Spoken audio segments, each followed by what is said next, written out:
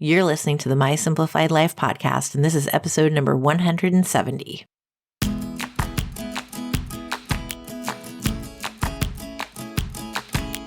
Welcome to the My Simplified Life podcast, a place where you will learn that your past and even your present don't define your future. Regardless of what stage of life you're in, I want you to feel inspired and encouraged to pursue your dreams, simplify your life, and start taking action today. I'm your host, Michelle Glogovac, and I'm excited to share my stories and life lessons with you while taking you on my own journey. This is My Simplified Life.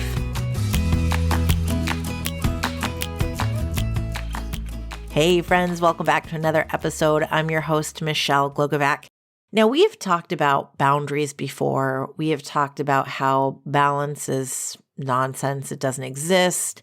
I believe that balance is really being present in the moment that you're in, working on whatever it is. So that's why balance doesn't truly exist.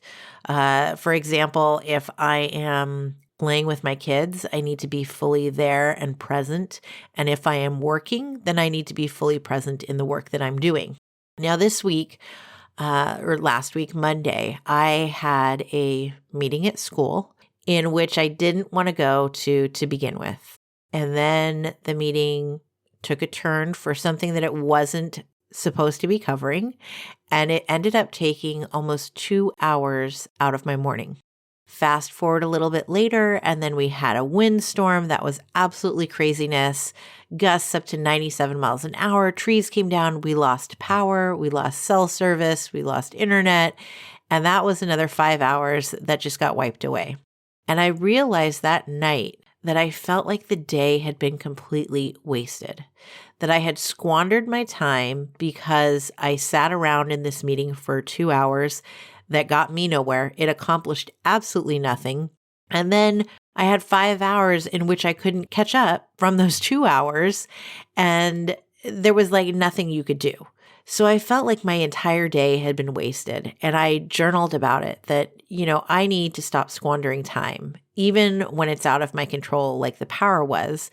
But at the same time, showing up for this meeting that quote unquote is a requirement, it really is not. I'm a grown adult, and I need to recognize that just because some other adult says that I should be there, I really don't have to be there. It didn't concern my kids at all, despite being at school. So I got to thinking more about that, and I thought about a new client who had sent me an email about our meeting times and what days she takes what meetings and how she took control of her time and her calendar, and she prioritized what she wanted and when she would do these meetings, and she wasn't afraid to say it. And I realized that at first I was slightly annoyed because I was like, you're dictating to me when you can meet.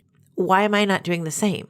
And I actually ended up doing that this week, in which I set boundaries and said to someone, it's great that you take calls on Mondays. I don't. And that's my boundary. And that's how I have to protect my time so that I can do what I need to do in my business, so that I can continue having this flexibility and freedom for my family. And that's the whole reason of why I have a business of my own, so that I'm not being held to some timeline and calendar that works for somebody else. I'm doing what works best for me. And if it doesn't work for you, it's not the kind of too bad, so sad, but at the same time, people are going to respect it if you put out that boundary.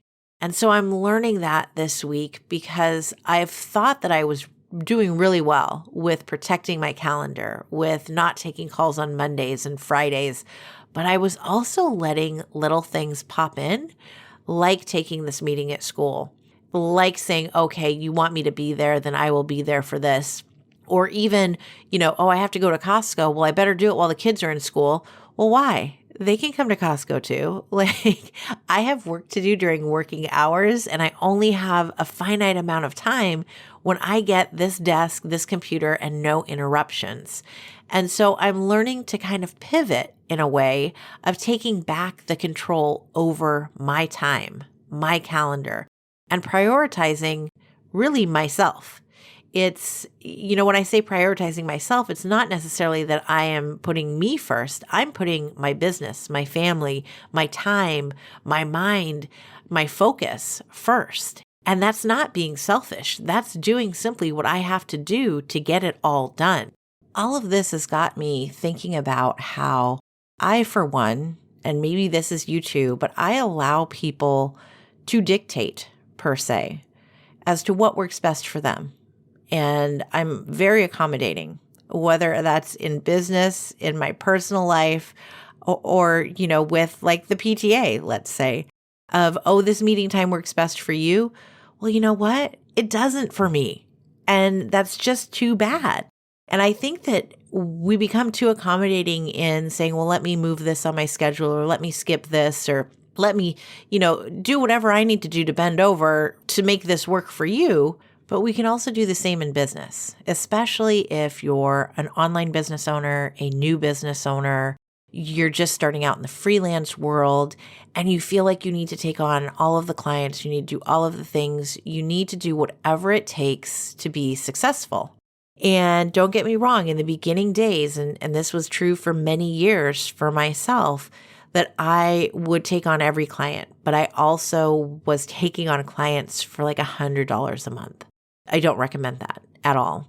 But I would take on whoever would come my way. I would work crazy, ridiculous hours, getting up at 5 a.m, still working at 10 at night to try to get everything done. And it took a while, but I'm now at this point where I have such clear focus, a clear goal. I work with a specific type of client, and this is exactly what I do. So I don't need to work 100 hours a week. I work, from when my kids go to school to when I pick them up, and then a sprinkle of work in between after they go to bed, sort of thing, very lightly on the weekend, if the weekend at all. And usually that's just content creation. But what I'm getting at is that you don't have to extend yourself and flex in different ways to fit what other people need. And this goes from your calendar to really what others are asking from you in life, whether it's friendship or relationship. If you can't be everything that they want you to be, that's okay. But you need to be upfront and honest about it. And I was thinking also about how within the books that I'm reading right now, because there's a whole bunch of them, but it gets really uncomfortable to be honest. And that's why so many people, I think, are not honest per se. It's not even being honest with others. It can be being honest with ourselves. I was coming up with the excuse of I wake up at 6 a.m. with my kids. I make them breakfast at 6:30. And so between 6 and 6:30, I go through my emails and I start kind of prepping for the day of what has come in overnight.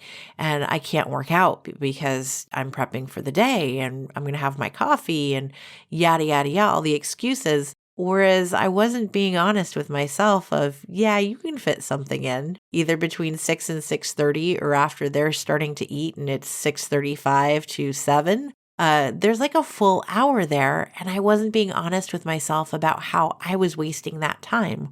So this last week, I did start to do like a little yoga in the living room. I took that time for myself to better myself. And it didn't take away time from anyone else. Nobody missed out on breakfast or their orange juice or their mini wheats. I took the time that I otherwise was going to quote unquote squander. And I don't want to squander that time. But I had to be honest with myself as to what I was doing with that time. And so this entire episode this week, everything that I've had going on in my mind has been around the time that we have, because it is finite. We are not on this earth forever. We all know that. There's 24 hours in a day. And I hate the saying that we all have the same 24 hours, because we don't. Anyone who has, a nanny, a chef, a trainer, all of those people who are helping a house cleaner, a gardener, a pool person, your 24 hours are much different than 24 hours of someone who doesn't have all of those additional resources. So we will not say we have the same 24 hours. But what we all do is we have control over how we spend those 24 hours and what a day looks like for us. What is it that you want to do within your calendar that protects time that you need? Do you need to take those Mondays and Fridays where you don't have calls? Because having calls back to back is, first of all, really exhausting, but it also reminds me of the corporate world in which you just have meeting after meeting and nothing is actually getting accomplished. If I have stacked podcast episodes 3 days a week, that means that I can't work on client work those 3 days. It means that I then need to take time to create intros and outros for all of those episodes. There's a whole additional set of time that's required for when you have meetings on top of meetings. And there are certain months where that does have to happen. There's months like this month where I onboarded a huge number of clients in which that takes an hour per client on top of creating new media kits and getting them onboarded and started and ramped up. So it's okay to not have identical months or weeks or days in which they are like your dream focus kind of times. But you should be allowed, and you should allow yourself to take control of what you want your week to look like. If you want to block a day, block a day. Whether that's just to have white space to create content and to think and to dream really about what you want the future to look like, or it's so that you don't have distractions or interruptions because you have this work to do. Or you simply feel like you don't want to talk to anyone. That's okay. I'm going to give you permission, if you won't give it to yourself, to block those days. Let yourself take those days because we all need them. Block some permanently if you want. And if you have something like Calendly, you can block days and unblock days and change them from week to month. Nobody is going to know but you. So that's why I tell you, give yourself permission. Because it's not like you're announcing it to the world of, I'm going to take Wednesday off to do whatever I need to do, or to just relax or read a book or take the bubble bath while everyone's not in the house. Let yourself do that. Take your calendar and take control over it, but also allow yourself to not squander time. If you feel like taking certain meetings is just a squander or a waste, then don't do it. Be honest. And I promise that when you allow yourself to be honest, to be upfront, to take back the control over your time, it's going to feel so light and uplifting. And I say this from experience because this is what I've been doing the past couple of weeks. I've been reflecting on my time, looking at my calendar, being upfront and honest and candid with people as to why this time doesn't work for me. And whether or not you want to be honest about why it doesn't work for you, that's up to you. Because after all, nobody else is going to know but you. So give yourself that freedom, that flexibility, and that control. Give yourself permission to do whatever you need to do to help you feel like you are focused and maximizing the time that you have. Because it is your time after all.